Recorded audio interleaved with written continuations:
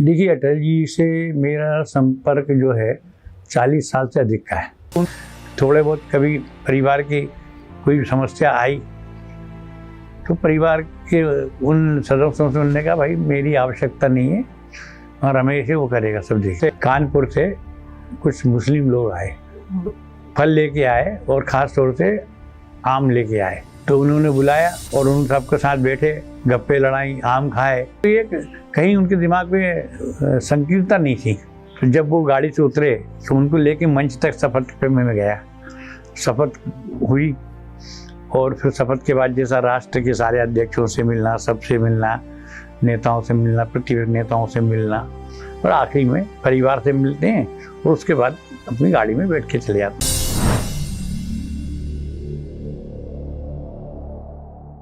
देखिए, अटल जी से मेरा संपर्क जो है 40 साल से अधिक का है। मैं तो बड़ा सौभाग्यशाली हूँ कि जब मैं पार्षद का 83-84 में चुनाव लड़ा तो मेरी सभा के लिए अटल जी और राजमाता थे। तो मेरी प्रारंभ ही से वातावरण से हुआ है, तो उसका एक असर तो मेरे ऊपर रहा। अटल जी एक बहुत सिद्धांतवादी व्यक्ति थे और उनके साधारण जीवन जिया उन्होंने। कभी उनके रहन सहन में, खान पीन में कभी दिखावा नहीं हुआ और अपनी पार्टी, अपनी विचारधारा के अलावा सारे पार्टियों से उनके बहुत ही आत्मीय संबंध रहे हैं। ये उनकी बहुत बड़ी विशेषता थी। खाने पीने के बहुत शौकीन रहे हैं। भोपाल जब भी आते थे तो मेरा सौभाग्य कि मैं साथ ही रहता था और उनकी व्यवस्था, सुबह नाश्ता उनको जैसे कचौड़ी पसंद, सवेरे उनको जलेबी चाहिए, कचौड़ी चाहिए, पपीता चाहिए, ये सब व्यवस्था, और समय पे मिल जाए। और लेट हो गए तो अरे कहाँ रहेगा गुट्टू रमेश। और एक चीज़ मैंने देखी, कितने साधारण थे कि अपने कपड़ों को भी व्यवस्थित वो ही करते थे। नहाने धोने के बाद सब रखना, जमाना, सब कुछ जो है वो उन्हीं का था। नहीं तो आजकल तो नेता हाई फाई हो जाते हैं, वो हाई फाई नहीं हुए। कई दफ़े तो अजीब घटना हुई।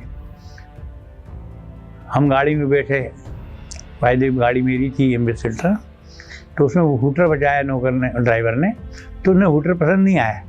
अरे हूटर क्यों बजा रहा है, बंद कराओ। मतलब इतने सिंपल सादगीपूर्ण व्यक्ति से। और क्योंकि मैं उनके परिवार के अधिकांश सदस्यों से मिला जुला रहा हूँ तो अनेक चीज़ें मैंने देखी हैं। एक बड़ी घटना ये कि उनने एक ट्रस्ट बनाया था। मतलब ये आज पहली चांद में बता रहा हूँ। तो उसके लिए, चंदे के लिए एक बुक छपी थी। उस बुक को मेरे पास आई, वो उसमें सिर्फ 2 रसीद कटी थी, एक सरदार आंग्रेजी जी की, एक राजमाता की। 1-2 रसीद मेरे को भी शहर के अंदर काटना थी, लेकिन उनकी नैतिकता, उनकी उच्चता देखते हुए मैंने भोपाल में हर व्यक्ति के नाम विचार करा। मैं चाहता तो जितनी चाहे रसीद काट के किसी के नाम से भी, उतना कोई बड़ा पेमेंट नहीं था कि 10-5 लाखों की बात थी, हज़ारों की बात थी। लेकिन देखा कि यार ये है, इसमें कहीं ये कमी दिख रही है, इसमें वो दिख रही है।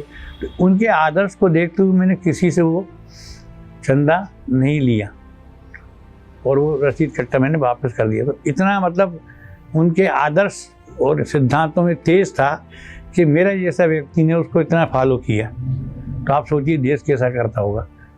वो किसी भी चीज़, उनने वो ट्रस्ट बनाया था लाइब्रेरी बनाने के लिए पिताजी के नाम से। उनको एक ही इच्छा थी।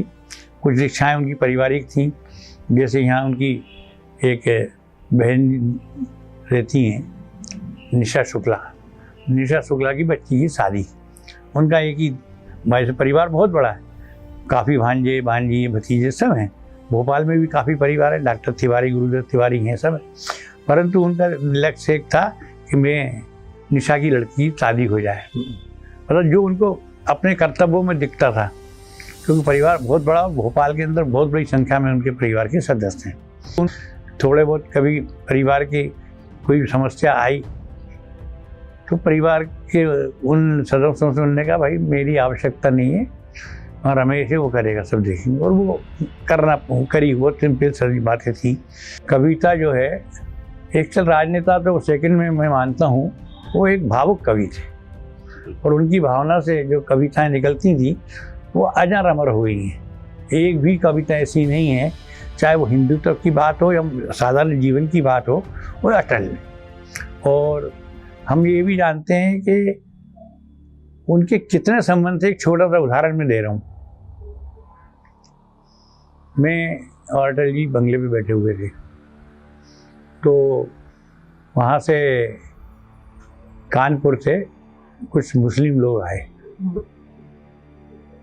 तो वो वहाँ से फल लेके आए और ख़ास तौर पे आम लेके आए। तो उन्होंने बुलाया और उन सबके साथ बैठे, गप्पे लड़ाई, आम खाए, सब मुस्लिम परिवार के लोग थे। और पता चला कि वो तो वर्षों से वही लेके आ रहे हैं, उनके लिए आम वही परिवार वही लोग आते हैं और खाते पीते रहे हैं। तो ये कहीं उनके दिमाग में संकीर्णता नहीं थी। सबसे बड़ी बात तो ये थी कि ना राजनीतिक संकीर्णता थी, ना सामाजिक संकीर्णता थी। ये उनका बहुत बड़ा एक चेहरा है।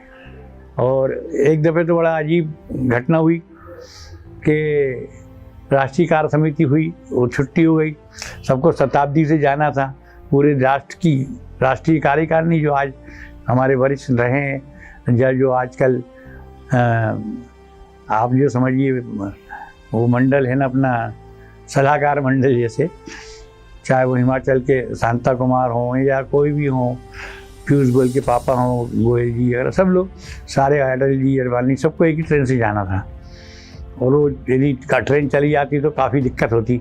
तो मैंने शताब्दी को उसको रोके रखा और सब गए। कैसे रोका था शताब्दी को? अब मेरा स्टेशन पे थोड़ा सा प्रभाव है तो उसका फ़ायदा मुझे मिला। और बहुत बड़ी वो समस्या भी होती है, यदि वो लोग नहीं जाते तो सारे वाले को देश के अंदर वापस भेजना दिल्ली तक। तो इसलिए प्रशासन ने, शासन ने भी सहयोग किया।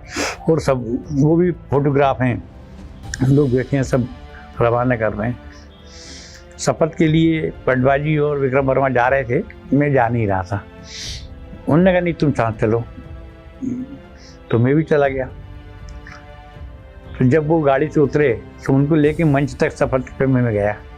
शपथ हुई और फिर शपथ के बाद जैसा राष्ट्र के सारे अध्यक्षों से मिलना, सबसे मिलना, नेताओं से मिलना, प्रतिपक्ष नेताओं से मिलना, और आखिरी में परिवार से मिलते हैं और उसके बाद अपनी गाड़ी में बैठ के चले जाते हैं। तो ये घटनाक्रम 3 दफ़े हुआ और तीनों दफ़े मैं सौभाग्यशाली को साथ रहा। और उसका फोटोग्राफ तो पूरे देश के अंदर छपे कि पूर्व प्रधानमंत्री 3 खड़े हैं और वर्तमान खड़े हैं, और चौथा एक छोटा सा कार्यकर्ता तो मैं भी वहाँ पर खड़ा हूँ साथ में। ये बहुत बड़ा सौभाग्य। लेकिन उनको ये लगता था कि ये अपने परिवार जैसा सदस्य, और जो कई बातें थी। अब जैसे बड़ा अजीब घटना है, छोटी सी है लेकिन ऐतिहासिक चीज़ है। वो ठंडा दूध पीते हैं रात को, गाड़ी में जब रखना था तो दूध ले गए ठंडा, काफ़ी ठंडा था, मतलब बहुत ही ज़्यादा ठंडा था। अरे नहीं कहना, ये तो है ही नहीं चिल्ड। तो मैं होटल वाला व्यक्ति हूँ, तो मैंने 2 जग मंगाए, उसमें बर्फ़ डाल के और उसको फेंट के वहीं उनके सामने स्टेशन पे बिल्कुल चिल्ड किया और फिर उसको फेंक दिया। तो जबकि जस्ट उल्टा है अपने जोशी जी जो हैं, मुरली मनोहर जोशी, वो इतना गर्म दूध पीते हैं कि आदमी हाथ में लेने में डरे। उनको इतना गर्म दूध चाहिए और उनको इतना चिल्ड। तो ये सब ऐसी अजीब चीज़ हो जाती कभी कभी अनजाने में। अब एक दफ़े क्या हुआ कि वो मद्रास से प्लेन से आ रहे थे चुनाव प्रचार करके, और मेरे को अकेले को आदेश हुआ कि मेरे को भोजन की व्यवस्था करना है। तो उनके दामाद भी थे सरकार, और वो अकेले थे। तो अब मेरे दिमाग से वो सब्जी उतर गई कि सब्जी कौन सी उनको ठीक लगे। मैंने ग्वालियर टेलीफोन करा, इधर करा, फिर बाद में दिमाग में आया कि यार परमल की सब्जी चाहिए। फिर मैं परमल की सब्जी खाना बना के ले गया, उन्हें एयरपोर्ट पे ही वहीं बैठ के खाया। और वहाँ से वो ऐतिहासिक क्षण है मेरे लिए। ऐतिहासिक क्षण इसलिए कि हम 2 भोजन करा रहा हूँ मैं और वो बैठे हुए हैं एयरपोर्ट के ऊपर कुर्सी पे। मान लीजिए यदि उनको किसी से कोई राजनीतिक क्षेत्र में तकलीफ भी रही तो उसको उन्होंने उजागर नहीं होने दिया। ये बहुत बड़ी पूंजी है। ऐसे अनेक दो चार नाम मैं जानता हूँ, लेकिन क्या है कि अब वो हैं नहीं, उन्हें उस बारे में कहने की कोई आवश्यकता है। लेकिन कभी उनने उस बात को उजागर नहीं होने दिया कि उजागर हो जाए कि भाई मैं आपसे नाराज़ हूँ, क्योंकि राजनीति के अंदर प्रतिद्वंद्विता चलती है, उस प्रतिद्वंद्विता के कारण अनेक चीज़ें आती जाती रहती हैं। लगातार जुड़े रहने के लिए आयुध को सब्सक्राइब जरूर करें।